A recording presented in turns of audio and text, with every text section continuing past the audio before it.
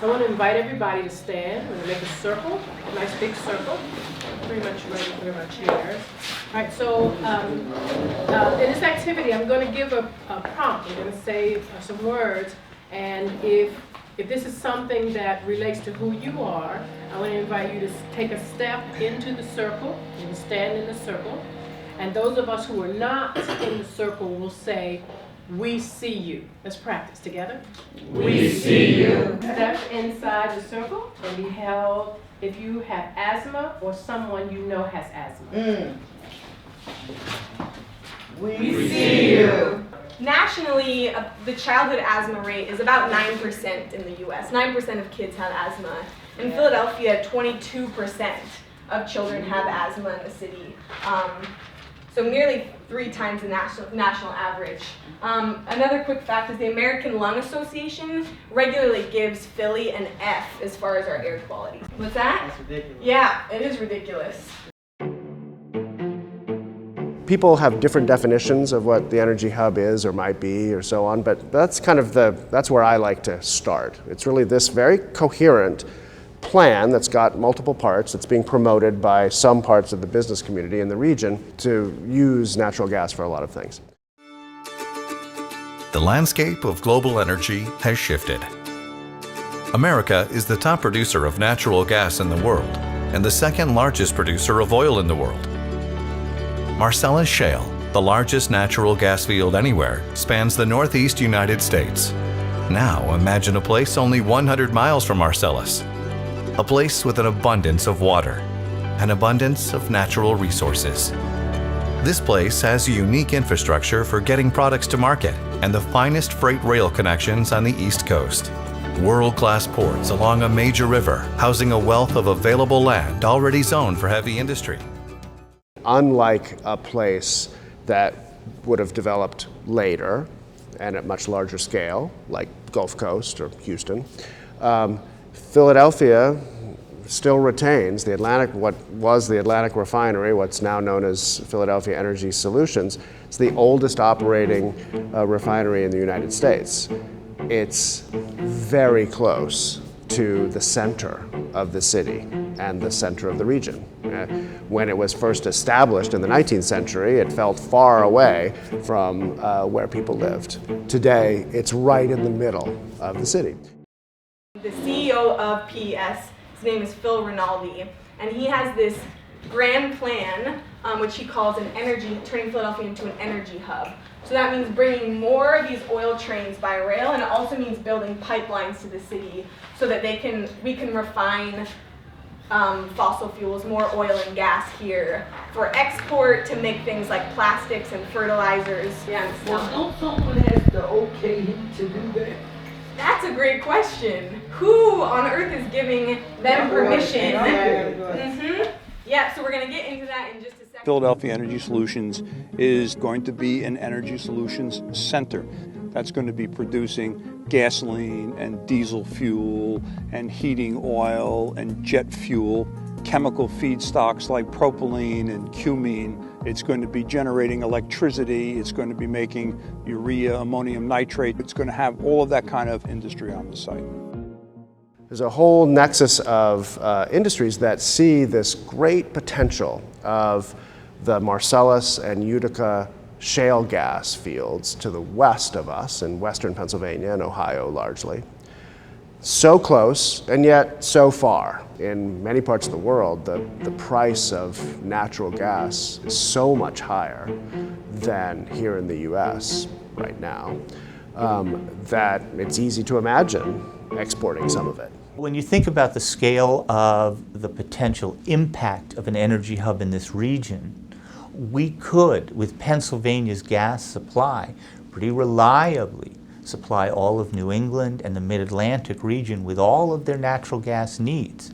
Currently, a lot of those needs, it's almost comical, are gas going from our region down to the Texas, Louisiana Gulf Coast, going across to Florida, and then coming right back up the Atlantic coast to places like New Jersey, versus just sending a pipeline across the Delaware.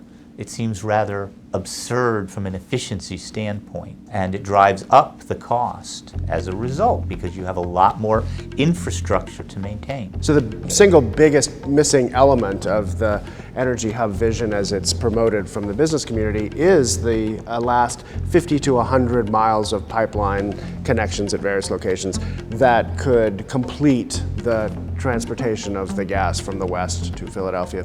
When people talk about the Energy Hub, you know, they're using a term that sounds good, but the devil's in the details.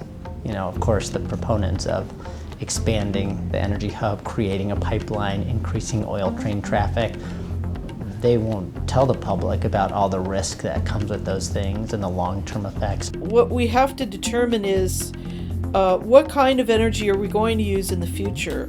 Are we going to transition to any kind of sustainable alternative energies, or are we going to continue with fossil fuels until we finally run out of planet? And I think that this is a really important question to be asking right now, because the choices that we make now and the infrastructure that we build now are going to lock us onto a path that is going to be very difficult to get away from. So that's one version of the story. The story has a lot more to it. It's very complicated. I want to invite kind of the wisdom and experience in this room. Does anyone want to add anything else to the story about what they've heard or they experience if you live close to the refinery? What's that like? And we can only take a couple. Let's hear maybe from Miss White and Sister Johnson. Maybe we can get to Mr. Berry. I lived in Passyunk back in '76, and right outside of my window, it must be this one, it's the only light that I see from Passyunk to here, but the odor, Yep. but the odor every morning, me and my newborns had to smell this odor that was, was terrible, terrible. Yeah. For the last 3 years, the refinery has not met its requirements under the Clean Air Act. I think that they have invested a lot of money into trying to modernize the plant, but it is an inherently dirty process. It is an old plant, and it's right in the middle of the city. It's never going to be the type of facility that I would want to live next to, and I think most people feel that way. Well, some refineries do have issues coming into compliance with the emission levels that are set at the permitting level. The notion that these exceedances contribute significantly to deleterious health impacts is really grossly exaggerated.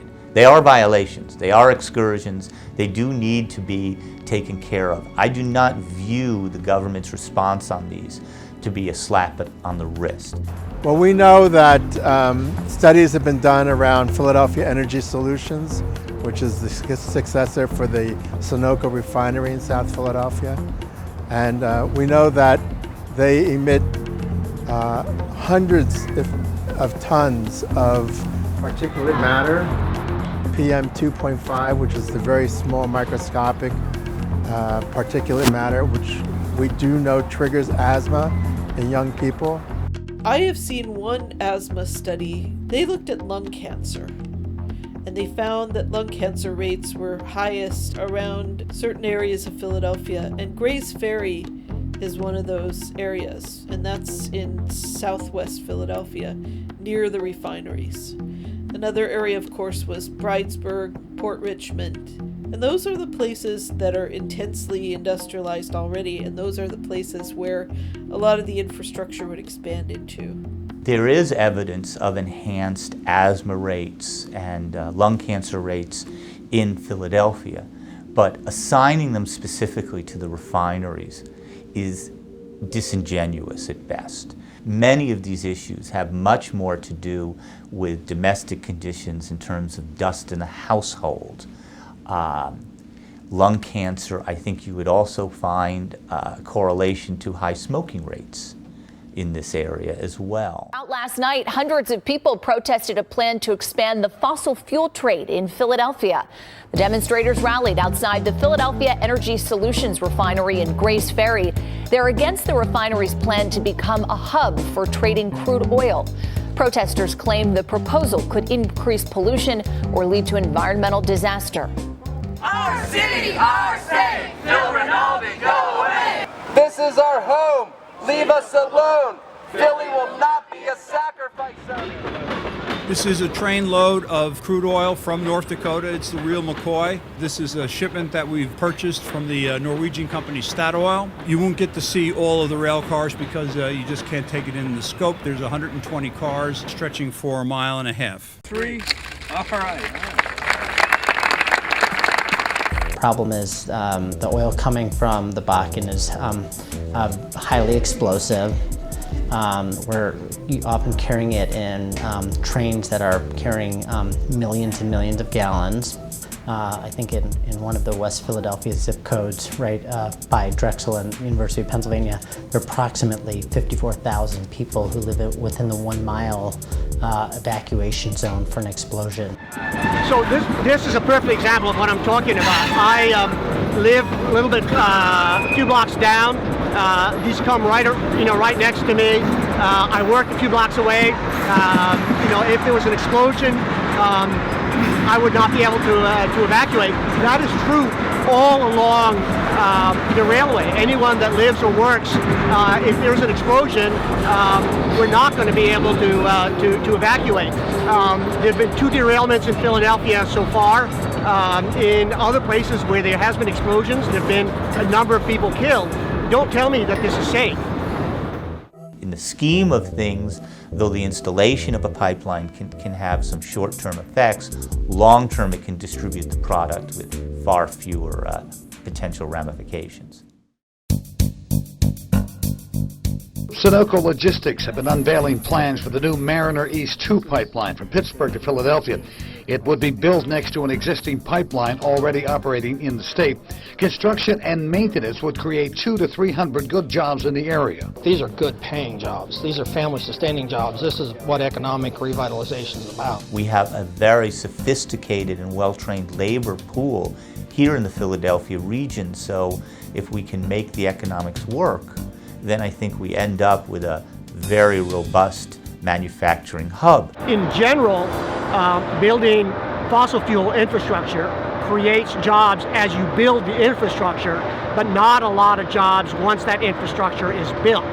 The types of jobs that I'm talking about, though, in terms of energy efficiency, solar, and geothermal, those are local jobs. Those are not high-skilled jobs, but they're high-paid jobs. And so you're going to do a lot more to stimulate the economy in the chronically underemployed or unemployed in Philadelphia with those jobs than you are building more natural gas or fossil fuel infrastructure. Rooftop distributed solar is one of the few renewable energy sources that actually creates self-sustaining jobs. There's a massive job creation opportunity in certain cities, particularly like Philadelphia, with a massive electrical trade infrastructure and folks who have the skills to transfer from master electrician to master solar installer.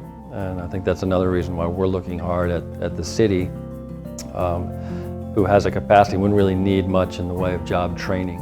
I mostly will get questions around why would you do solar? It's not sunny in Philadelphia. You look at a place like Germany, which is still the largest installed capacity of solar of any country, it's essentially seeded the solar market. I think we need to think about solar as just one small part of a renewable energy strategy. There are all kinds of other things that people could be doing besides just installing solar panels. Our biggest source of fossil fuel use in the city of Philadelphia is our buildings. We have so many outmoded buildings that are not energy efficient. We could make thousands of jobs out of conservation efforts. For young people moving into the city, we know more and more there's a growing consensus with millennials and others that we need to get off fossil fuels. We need to tackle climate change.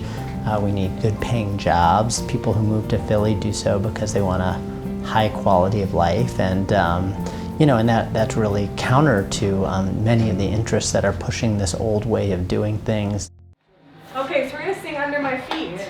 All right. Gosh, I have to sing by myself first. Try. Okay. So this is how it goes. It's the first one at the top. So I went down to PS and I took back what they stole from me, and I took back